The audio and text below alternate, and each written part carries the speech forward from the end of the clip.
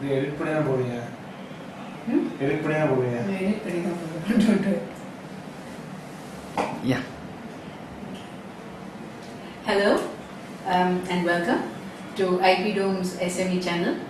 We have with us today Mr. G. Sundararajan, who is the CEO and Director of HNS Hard and Soft Limited, which is an Technology Limited, which is an IT company, and Yard Technologies, which is into R&D. He is also interested in environmental causes and also a strong anti-nuclear proponent. So we will be having a freewheeling chat about various issues, including progressive and sustainable innovation, which would be relevant for India. So can we start with the Fukushima nuclear disaster, and what is your understanding of what happened actually? See, basically, like as you are aware that as an organization and as individual, we are against the use of nuclear energy for whatever means it is. Mm-hmm. Though the proponents of nuclear energy positively discuss that nuclear energy can be used for peaceful purposes, like electricity generation or any other means, propelling submarines and things like that. Using nuclear energy for producing electricity is like using a cannon to kill a fly. It's like using a cannon to kill a fly. So as a fundamental engineering issue, like basically the energy that is used to create the steam which will propel the turbine, which is connected to a generator, is what the production of electricity is called. So when in the hydroelectricity, when water is being made to hit the turbine, which rotates the turbine and produces electricity. In coal energy or lignite based energy, they use the heat by burning coal and lignite, and use that heat to convert steam, water into steam, and that steam is being made to heat on turbine. Whereas in nuclear energy, the energy produced out of fission of atoms, that energy is being used to produce the steam, which is again connected to a turbine and goes to go on. So if you see the fundamental of electricity production, what is the energy that is being used to produce this steam, classifies that as particular energy, for example coal or nuclear or hydro. So to produce steam, I think you don't require nuclear energy. If you put it like that, yes. Just to produce steam, if you ever use nuclear energy, then we are not fools to accept that. So there is a ulterior motive, there is a larger perspective of using nuclear energy. There could be any number of usages of that. For example, a lot of waste plutonium-239 is being used in atom bombs. Yes. Okay, so that could be one of the hidden agenda for most of these countries to go in for nuclear energy. In the world, across the world, there are about 400 nuclear reactors, ballpark figure, out of which 109 are in US. So most number of atomic weapons are in US, so you can correlate that. Okay. So that is the fundamental behind that. I'm not denying that that is used only to make nuclear bombs or atom bombs. There are submarines which are powered by nuclear energy. There are a lot of electric power stations which are producing power. I don't deny that. But on a larger perspective, it is mainly used for material that could be used in bombs, weapons. So coming to Fukushima incident, Fukushima had a reactor which is called a BWR reactor. It's called a boiling water reactor. It was made by a company in the US in 1960s. At that time itself, it was stated that it is not a foolproof reactor. It is not a foolproof reactor. It is not a foolproof reactor. As we know, Japan lies above the conglomeration of 3 geopolitical plates.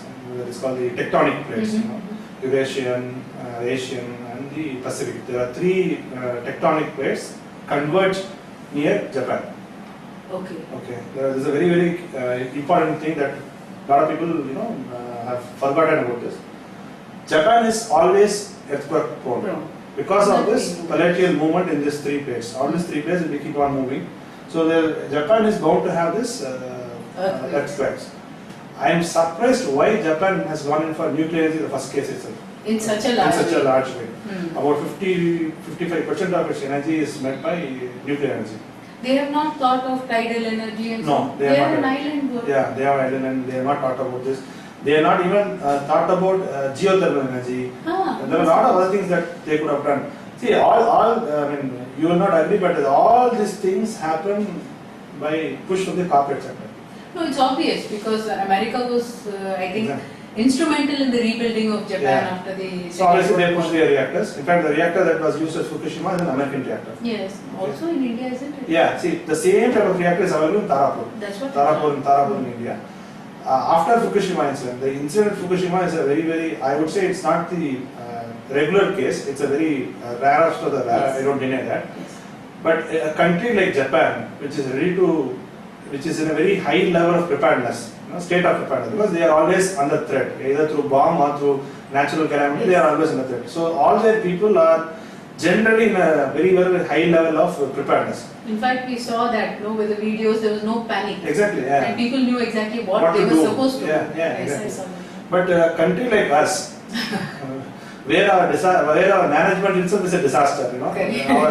our disaster management and the level of preparedness of disaster is very pathetic. See, I can tell you a lot of cases. When Bhopal gas incident happened, the then Chief Minister flew to Delhi. He didn't stay back in Bhopal. The Japanese Prime Minister was staying in Tokyo. He didn't fly out of Tokyo and go to US. Okay. He was there, came in the TV live and said, "My people, I am with you always, so we will face this disaster." So such a level of matured country itself is facing so much of challenges in dealing this disaster. Our country, you can imagine. What exactly happened technically? Can you just explain? Yeah, see what happened was Fukushima reactor was built to handle, expect till about 7 or 8 in the Richter scale. I see. But this time it is about 8.9. Yes. Plus they didn't expect such a high tsunami, the height was about 25 feet and so, yeah. So the reactor was not prepared to handle that. What happened was when the core shuts down, the core is where the fission of things happen. When the core shuts down, but then also you have to keep on cooling it. Okay. So what they are doing is they are using seawater. The seawater was being pumped using some pumps which was built around the reactor. Because of the tsunami, the pump failed. Oh, I see. They are having one more backup for battery. The battery will use to drive the pump, which will again pull up seawater and keep the core as a cooling thing. Battery can have, which are probably an hour or so. After that, couldn't do it. So what happened? It slowly started to melt. Okay. Because it couldn't understand the heat. So it slowly started to melt. And yesterday it has been declared the incident of Fukushima is as equivalent as Chernobyl. Yesterday they officially declared that it is a disaster equivalent to Chernobyl. Okay. Which to my knowledge, Chernobyl has made roughly about 20,000 square kilometers uninhabitable for the next some 20,000 years. You cannot go on this. Yeah. See, the sad part of nuclear energy is there is no foolproof technology in the world for nuclear waste disposal. There is no foolproof technology in the world. They just dump it in the sea or they bury it. Exactly. Yes. And the half-life cycle is what it takes the number of years to decommission itself or decommission the radioactivity of this thing. For uranium, it's roughly about 1 lakh years. Oh, I see. Which means for 1 lakh years you have to keep that waste in a very concealed manner, very carefully. So today, even if you decide to shut down your nuclear plants for the next so many years, you have to keep them as in a protected concrete slab. You can decommission, you can do anything, you have to ship it to seas and buy it. There is no foolproof technology for nuclear waste disposal. Number 2 is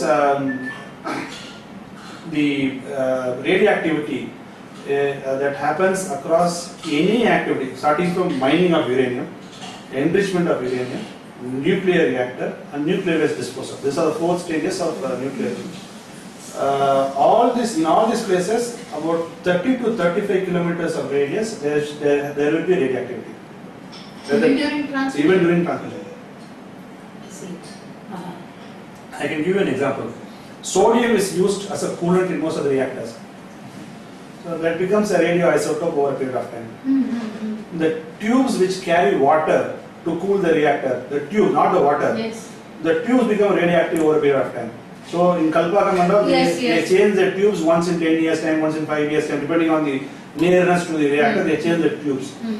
The sad part is in Kalpakam, they classify the radioactive waste into 3 categories, major categories: red, some orange and some green. That is highly radioactive, intermediate radioactive and low radioactive. All the low radioactive content are pushed into C. I see. Pushed into C. Some and the intermediate